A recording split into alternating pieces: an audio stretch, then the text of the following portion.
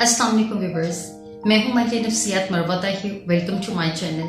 आज बात करेंगे एब्रप्ट पैनिक अटैक और एंग्जाइटी के फिजियोलॉजिकल सिम्टम्स के बारे में। जिन लोगों को एंग्जाइटी का प्रॉब्लम रहता है और पैनिक अटैक्स आ जाते हैं किसी भी स्ट्रेस की वजह से, किसी भी डिप्रेशन, किसी भी एंग्जाइटी की वजह से, उनको ये सब क्यों होता है और उनकी जो बॉडी है, जो जिस्म है, वो कौन कौन से ऐसे साइंस शो करता है जिसकी वजह से उनकी कंडीशन ज्यादा खराब हो जाती है और आप अपने माइंड को कैसे ट्रेन कर सकते हैं। How to train your mind for the overcome of the anxiety.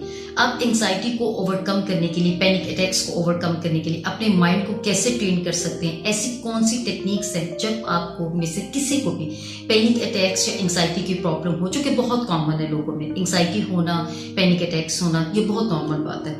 लेकिन ये देख लेते हैं कि पैनिक अटैक्स में होता क्या है या एंग्जाइटी में होता क्या है। एंग्जाइटी और पैनिक अटैक्स के हवाले से मैं पहले भी काफी वीडियोस बना चुकी हूँ। आज जो टेक्निक मैं आपको सिखाऊंगी वो पैनिक अटैक और एंग्जाइटी में उसको ओवरकम करने के लिए बहुत फायदेमंद है।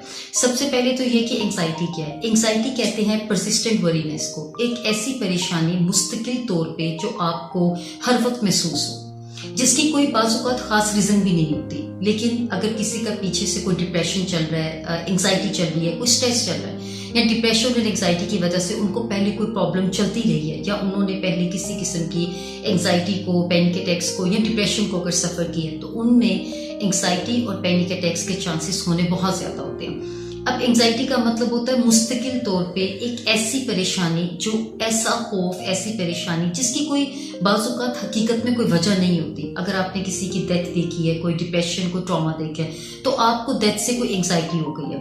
अगर फॉर एग्जाम्पल आपने कोई एक्सीडेंट देख लिया, कोई ट्रेन एक्सीडेंट देख लिया, या आप उस गलत जगह के ऊपर ऐसे टाइम पे खड़े थे जहाँ पे कोई एक्सीडेंट हुआ था या कोई हादसा हुआ था, किसी का मर्डर, कुछ भी ऐसा जो आपने देखा है, तो आपको ब्लड से एंग्जाइटी हो सकती है। इसी तरह कुछ लोगों को बंद जगह, घुटन, दरवाजे बंद, खिड़कियां बंद अगर हो, तो उनको एक किस्म की अजीब सी घबराहट, परेशानी और खौफ महसूस होना शुरू हो जाएगा, जैसे पता नहीं क्या हो गया। अब कुछ लोगों के साथ ये प्रॉब्लम भी होती है कि जैसे ही शाम होनी शुरू होती है तो उनको क्या होना शुरू होगा कि उनको घबराहट, परेशानी, ठंडे पसीने के, दिन खत्म हो गए, सूरज खत्म हो गया, अब पता नहीं क्या हो जाएगा। बहुत लोगों के साथ ये प्रॉब्लम है और ये बहुत कॉमन इश्यूज हैं। अब आप पैनिक अटैक्स और एंग्जाइटी में अपने आप को, अपने ब्रेन को कैसे ट्रेन कर सकते हैं। अब जो पैनिक अटैक्स होते हैं उसमें वो क्या डिफरेंस है। एंग्जाइटी का तो डिफरेंस आपने देख लिया। अब पैनिक अटैक और एंग्जाइटी में डिफरेंस है क्या, ये फर्क है क्या, इस पर बात करते हैं। जैसा कि मैंने अभी आपसे डिस्कस किया कि एंग्जाइटी किसे कहते हैं, अब देख लेते हैं पैनिक अटैक्स क्या होते हैं। पैनिक अटैक्स होते हैं कि एंग्जाइटी का जो एक मुस्तकिल डिप्रेशन, स्ट्रेस और एंग्जाइटी की जो एक आपको कंडीशन रहती है, उसकी वजह से आपकी बॉडी रिएक्ट करने लग जाती है, जिसको अटैक कहा जाता है, जिसमें मैंने भी शुरू में बताया था कि फिजियोलॉजिकल सिम्टम्स हम देखेंगे। अब जिन लोगों को पैनिक अटैक्स आते हैं उनकी बॉडी क्या रिएक्ट करती है। सबसे पहले ये होती है कि लोगों में फोरहेड के ऊपर, माथे के ऊपर ठंडा पसीना आना शुरू होगा, हाथों में पसीना आएगा बहुत ज्यादा और ठंडे हो जाएंगे हाथ। ब्लड प्रेशर एकदम नीचे जा सकता है, डाउन हो सकता है, और हार्ट बीट इतनी तेज हो जाती है कि ऐसा लगता है जैसे आपका दिल निकल के खलक में आ गया है। इस किस्म की कंडीशन होती है। घबराहट, बाज़-औक़ात कुछ लोग बिल्कुल बेहोश हो जाते हैं, बिल्कुल फ्लैट हो जाते हैं। ये बहुत सीवियर पैनिक अटैक्स के सिम्टम्स हैं। कुछ लोग सोशल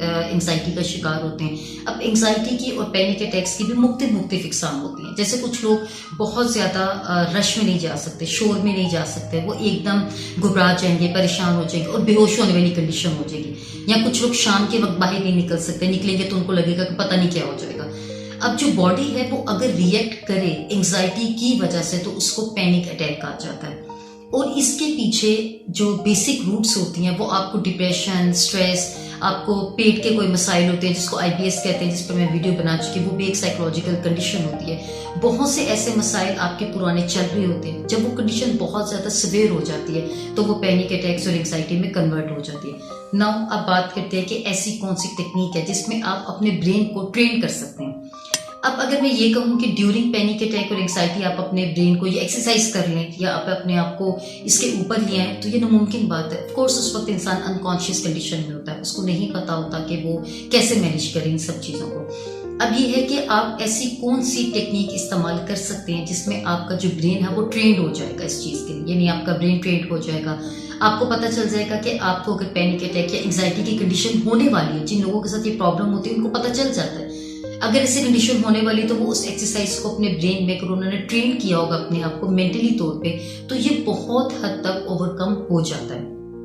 अब आपने करना क्या है, सबसे पहले तो ये है कि आपने अपने जो शोल्डर्स हैं, इसको कहते हैं माइंडफुलनेस फोकस टेक्निक और ब्रेथ टेक्निक पे, यानी सांस लेने वाली भी। अब सांस लेने की जो टेक्निक्स हैं वो बहुत से साइकोलॉजिस्ट मुख्तलिफ तरीके से करवाती है। सबसे पहले तो ये कि आपने अपना जो नाक से जो लंबा सांस लेना है, ठीक है, उसको आपने थोड़ी देर के लिए होल्ड करना है, और जो अपनी जो आपकी जो स्टमक के जो बेली के जो मसल्स हैं उसको अपने बाहर की तरफ निकालना है। यानी जैसे आप नाक से भी लंबा सांस लेंगे ऐसे करके, ठीक है, लेकिन आपने जो प्रैक्टिस करनी वो आपके जो बेली है, जो आपके पेट के मसल्स हैं वो बाहर की तरफ हो, मुंह से छोड़ें तो फिर वो अंदर की तरफ जाए। कुछ लोग क्या करते हैं, वो पेट के मसल्स को अंदर की तरफ खींच लेते हैं, फिर नाक से लंबा सांस लेते हैं, फिर मुंह से निकालते हैं, वो एक डिफरेंट टेक्निक है, ये नहीं करना।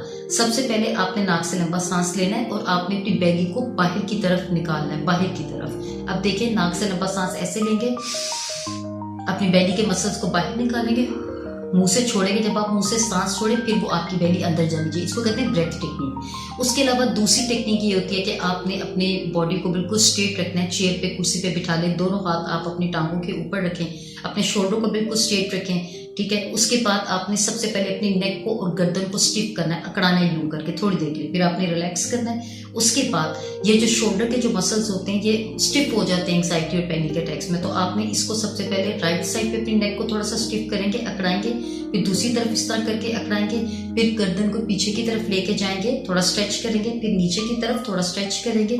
उसके बाद आप फिर स्ट्रेट होके बैठेंगे, और फिर जो कंडीशन आपको पैनिक अटैक और एंग्जाइटी के बाद होती है या उससे पहले कोई भी स्ट्रेस, हर किसी की एंग्जाइटी और हर किसी के जो पैनिक अटैक्स हैं वो डिफरेंट सिचुएशंस में ट्रिगर करते हैं। अब अगर किसी का ट्रिगर कर गया कि किसी ने शाम के टाइम निकल गया, जाना जरूरी था, मुश्किल थी, चले गए, या रश में जाना पड़ गया, तो एकदम उसकी एंग्जाइटी ट्रिगर हो जाएगी, उसको अटैक आना शुरू हो जाएगा, सांस का, परेशानी का, उसको लगेगा वो बेहोश ना हो जाए। और फिर इस तरह के लोगों के साथ माशरे की एक अशेम जुड़ी होती है, शर्म जुड़ी होती है कि लोग क्या कहेंगे अगर मैं बेहोश हो गया पब्लिक में, या मुझे एकदम पसीने आने शुरू हो गए, या मैं एकदम गिर गया, या मैं अनकॉन्शियस हो गया, या मैं अनकॉन्शियस हो गई, तो लोग क्या सोचेंगे।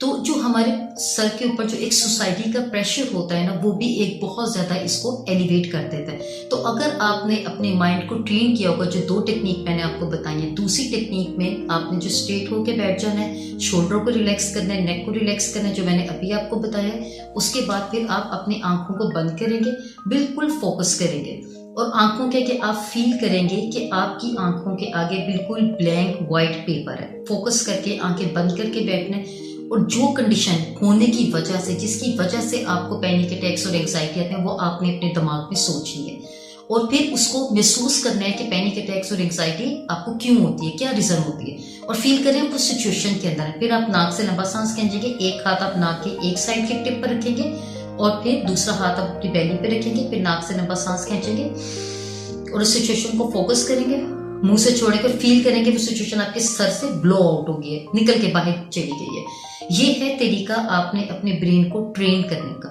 अगर आप अपने माइंड को master yourself, train your mind, अगर आप अपने ब्रेन को टेक्निक सिखा देते हैं, ट्रेन कर लेते हैं, तो ये कोई इतने मुश्किल काम नहीं। इस तरह आप एंग्जाइटी और पैनिक अटैक से ओवरकम भी कर सकते हैं।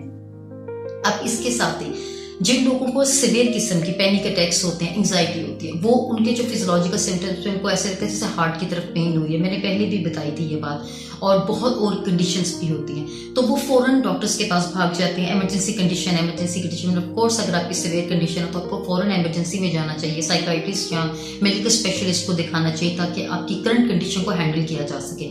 मगर ये परमानेंट इलाज नहीं है। जो परमानेंट इलाज है उसके लिए जरूरी है कि आप माहिर नफ्सियात के पास अपने सेशंस लें, जिसको स्ट्रक्चर्ड साइकोथेरेपेटिक सेशंस बोला जाता है, जिसमें डिफरेंट टेक्निक्स होती हैं, जो मैं भी करवाती हूँ। जितने भी मेरे पेशेंट्स हैं वो ऑनलाइन योगा सेशंस लेते हैं, माइंडफुलनेस टेक्निक्स लेते हैं, जिसका मैंने आपको बताया। ये टेक्निक अगर आप अपने घर में करते हैं तो आप अपने ब्रेन को खुद ही ट्रेन कर सकते हैं, लेकिन अगर ना पॉसिबल हो तो आप मुझसे कॉन्टेक्ट कर सकते हैं। मेरा नंबर स्क्रीन पे आपको शो हो रहा है, आप उसके ऊपर मुझे डायरेक्ट व्हाट्सएप कर सकते हैं, मेरे से अपनी अपॉइंटमेंट बुक करवा सकते हैं। और उसके साथ साथ जैसे वेदर चेंज हो गया है, बहुत से लोगों को स्टमक के इश्यूज हो जाते हैं एंग्जाइटी की वजह से, पैनिक अटैक की वजह से, उसके लिए स्पेशल डाइट प्लान्स मैंने प्रिपेयर किए हुए हैं फॉर माइंडफुलनेस योगा टेक्निक के साथ। उससे आपको बहुत ज़्यादा हेल्प देगी। इसके साथ ही अपना और अपने इर्द गिर्द के लोगों का बहुत ख्याल रखिए। Don't forget to subscribe, like and share. Take care, अल्लाह हाफिज।